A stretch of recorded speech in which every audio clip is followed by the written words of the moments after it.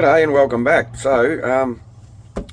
As you know, we're about to start building the bigwig, but I thought we'd do probably a short video. If this ends up being a really short video, then it's just going to be the start of the actual build series. We thought we'd go through a typical, I guess this isn't typical, but a Tamiya manual and give you a few pointers on how to interpret the manual itself.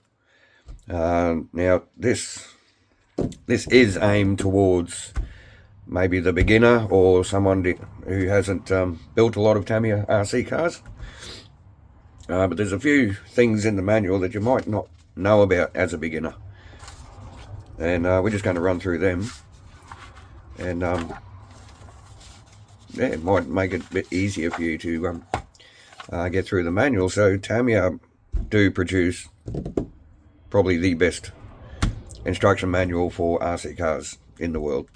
That's my opinion anyway. All the other ones I've seen, although some of them might be good, half decent, but they just look a little bit confusing to me. So before we get into this, just want to say a massive thank you to everybody who has liked the channel, subscribed, liked the videos and commented and shared some of the videos.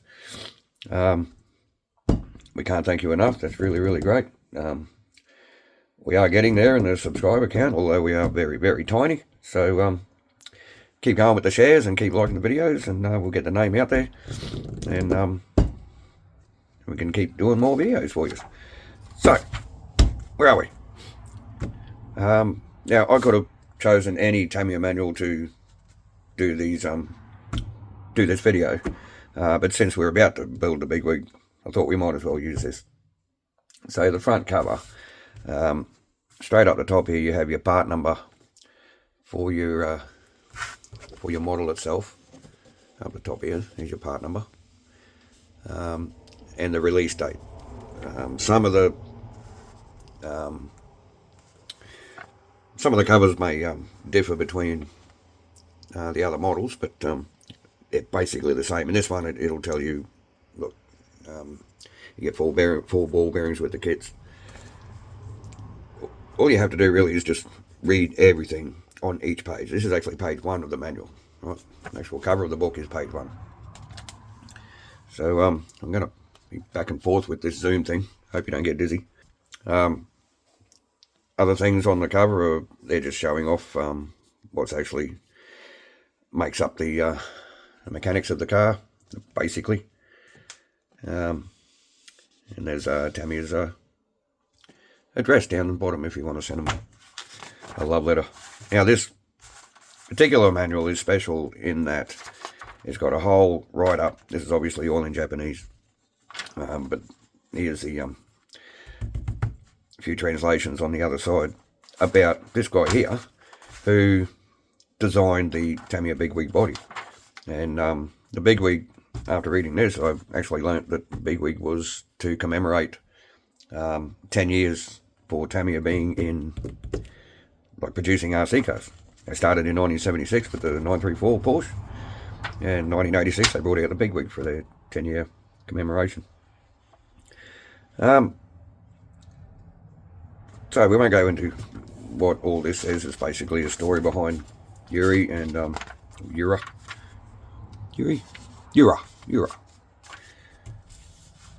So this is typical for all of your Tamiya RC manuals. These pages here will show you exactly everything you need to build the kit apart from the kit itself. Which, if you are reading this book, then you have the kit, don't you? So if you're not sure what you actually need, once you get your kit, you can get the manual out of the box and just read this page, and you'll know exactly everything you need to finish your kit successfully. Here we have, obviously, Tamiya is going to promote their own brands, but they're showing you need a 2-channel RC system. It says right over here. And I'm going to zoom this in with you. I don't like folding manuals like this. I really don't like wrecking them. So if you see there, radio control unit's a bit blurry, I know. Standard 2-channel RC unit plus electronic speed controller is suggested for this model. In brackets, combination of small size receiver, electronic speed controller and standard size servo is recommended. So that's basically what it's telling you here. Now it actually tells you, gives you measurements for receivers and servos that you can use. Over here is obviously using a Tamiya stick pack, battery pack. But here is where you actually need to look at as far as what you actually need to build the kit. So in this square here, it's telling you what paints you need if you're going to paint it box art. So since it's a polycarbonate body, we'll be needing the polycarbonate spray paints. They don't make the polycarbonate paints in the little bottles anymore. I think they re-released the PC5 black. I'm not too sure. So in this case, for this car, we need PS1, which is white. So it'll give you the part code and the actual colour. The PS4 blue and the PS5 black. And your brush paints are for the driver, and they're telling you to use flat black and flat flesh. But it also says down here, paint figure as you like using Tamiya colour paints. Obviously you don't need to use Tamiya colour. You can use any paint you want, really. Anything that's compatible with what you're doing. But like I said, of course, Tamiya is going to promote their own product. And so they should, because they really are quality products. Down here, I'm not trying to get in bed with Tamiya or anything, although that'd be nice, but not associated, not affiliated or anything. I just really like their products. So here are the tools you may need, actually definitely will need, throughout the build. Tamiya cement. I've yet to find where you're going to need Tamiya cement on this model. It'll be somewhere with the driver figure, obviously. Your screwdrivers, large and small. Now, a lot of people know this now, but your Tamiya craft tools, the Phillips shaped head, right? So your star shaped head on your screwdrivers. These are not actually Phillips. Phillips is a style of head. They're actually different to these. These are JIS heads. It stands for Japanese Industry Standard. A Phillips head screwdriver will... Give me 2 seconds, I'll show you the difference. Okay, so on the right we have the Tamiya JIS head, and on the left we have a standard Phillips head. You can see that the angles at the top are slightly different. The included angle on the JIS is a little sharper. So yeah, there's minimal difference. A Phillips head screwdriver will work with these Tamiya JIS screws, but you really got to be careful. So there's your JIS screw heads, particular to these. They're not even particular to these kits. It's just a Japanese industry standard screw, just like a Torx head screw or a Phillips head screw, flathead screw, a hex head screw. JIS is just another shape of screw head. That's all it is. Right, scissors, body scissors. What they mean by scissors, body scissors for cutting out the Lexan. We use a curved pair. Works really nice. As I say, it doesn't need to be Tamiya. This is actually a Dubro brand. They seem to work really well. They're saying a pair of side cutters. These are actually flush cutters. These are a Toledo brand from the auto shop. They're actually quite hefty. The last set we had, I don't even know where they are now, were actually designed for use with modelling plastics, and they just wore out and broke really quickly. So we bought these. They're a little bit hefty, so I reckon they should last quite a while. The flat side, the flush side, is good for cutting parts off trees, and you have minimal offcut to trim up. Knife, again, any kind of knife or any kind of sharp knife. We just use these generic handles and buy our blades in bulk. Tweezers. Tweezers come in an assortment of shapes and sizes, but they do come in handy. So everything here is basically what you're going to need to build and finish your kit. Everything else you need should be supplied in the kit itself. Now, over here it just shows you your radio set all hooked up. It's obviously all in Japanese except for down here. Your number legends will tell you what the parts are and what they actually do. So there you go. Where are you? You're not even in frame. Look at this. If I was professional, this wouldn't happen. Right, so we've got number one being the transmitter, number 2 being the receiver, so on and so forth. It'll tell you exactly. This one here is in English. You have other translations over there. So that is typical to, well, every Tamiya manual that I've seen anyway. It'll tell you everything you need. Up here you got your driver and your race announcer. They've been around for years. It's just telling you what to do first before you even do anything. Just saying to study the instructions carefully. Blah blah blah blah blah. This symbol here, it says apply grease to places shown by this mark. Apply grease first, then assemble. You can see here that symbol is there. So anywhere you see that symbol, you put grease on those highlighted parts. I say highlighted, they're actually darker than the actual drawing itself. The rest of this basically just says assemble them carefully, referring to the drawings to prevent trouble, and finish the model with good performance. Sometimes their grammar isn't the best. It is necessary to assemble each step exactly as shown, and for the beginner it is necessary to follow the instructions verbatim. So step number 1, we have this big A here, and 1 to 8. What does that mean? Well, that refers to your parts bag. Parts bag A will do steps 1 to 8. So we just follow the manual really quickly. We've come up to step 8 here, and over here, step 9, we need parts bag B. So you have, when you open your kit, you'll find all your parts bags, A, B, C. In this particular kit, you have 5. There are more parts bags than that. They're just not labelled with these pretty stickers. So you don't need those other parts bags just yet. You need parts bag A. Okay, so future me here. We were editing this video and I realised that I said bag A will take you from steps 1 to step 8. Bag B takes you from 9 to 16, so on and so forth. That is true for this particular kit, but not so true for some other kits. I have the Grasshopper manual here. This is just one of many who don't share that particular arrangement. For instance, step 1, you'll need parts from bag M, bag B, bag D. So there's 3 different bags in that first step. So in some kits, you do need to open every single bag to get the parts out that you need.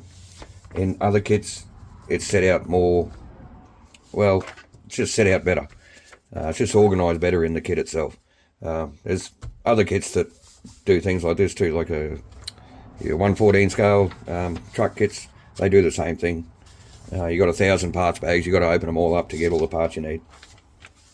So don't think that every single kit will have this, but every single kit will tell you what bag the parts do come from. So back to past me. So you have this legend down the left hand side here of every page, which tells you what parts you need from parts bags for each step, and all the other parts you need will be in this window here. So what we like to do is empty our parts bags into one of these sorting trays. This is actually a hors d'oeuvres tray, or whatever you'd like to call it. You know, you chop up your little bits of bloody cheese and sausage and onion and stuff like that and give it to people. So we're going to empty this bag into here. Okay, so inside that parts bag A was lots of little other bags, right? So we had 1, 2, 3, 4 actual little bags inside that big bag. So we just dump each bag into a separate compartment, and now we're free to pick out parts that we need for our step 1. Now I'm not going to do any of this just yet. This isn't part, well, this is part of the build video, but we're not going to do anything with the building until the next video. This is all about how to read the manual. So step number 1, they are asking for one 1150 bearing and one 850 bearing. Well, quite simple. If you don't know what these numbers actually mean, it's not going to hurt you, because all these drawings here are 1-to-1 scale. So you can take your part and sit it over the top of the bring you in a bit closer, actually over the top of the drawing, and it will be exactly the same size and shape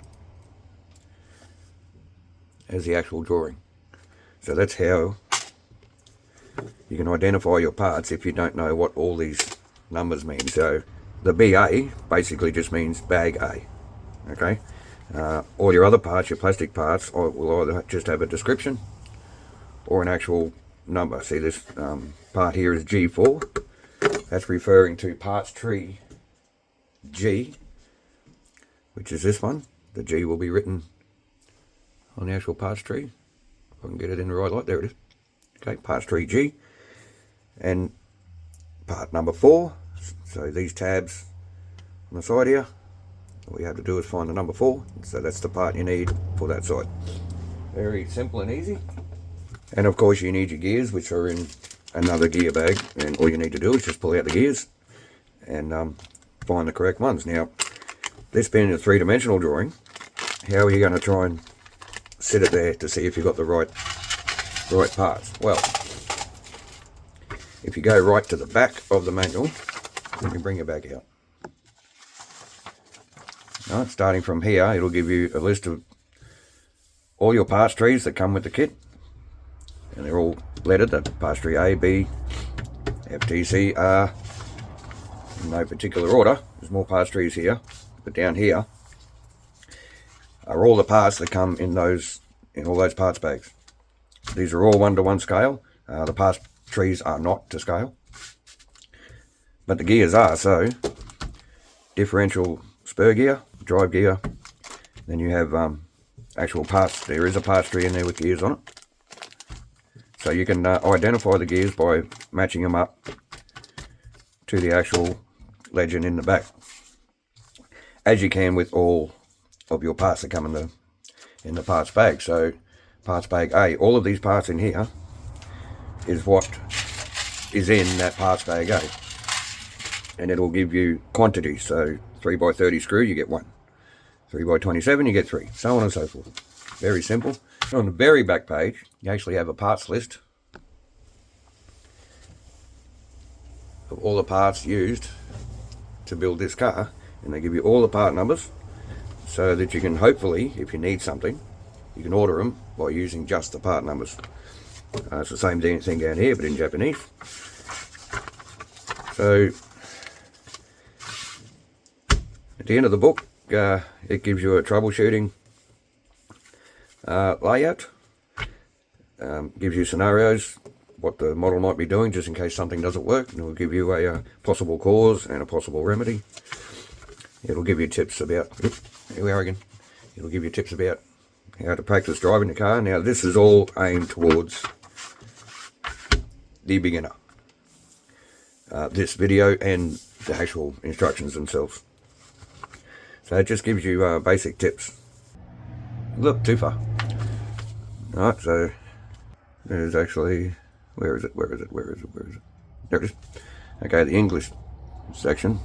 Okay, so number 1, switch on transmitter if you're using a transmitter with an extended antenna, fully extend. Now, obviously, they have not updated this manual since the 80s, because the extendable antennas for your radios, they just don't exist anymore. The 2.4 gig radios most of them anyway do not have extendable antennas. It's just a waste of time. It doesn't need it. It's a different, totally different frequency. So it in certain spots of the manual, it'll give you options. These are different pinion options.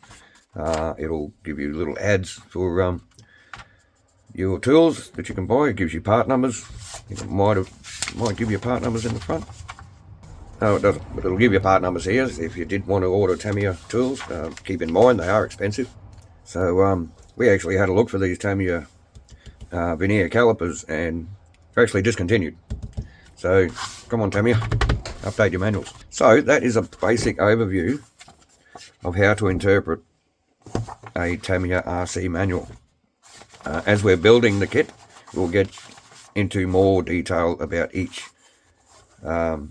step, but that's basically it. So as long as you can read, no offense to anybody, but if you can read and interpret instructions, all you need to do is read every single part of this manual, and there's absolutely no reason why your car won't go together perfectly. So there you go. If this was way too obvious for anybody, I'm sorry about that, but like I said, it was aimed towards the beginner or novice.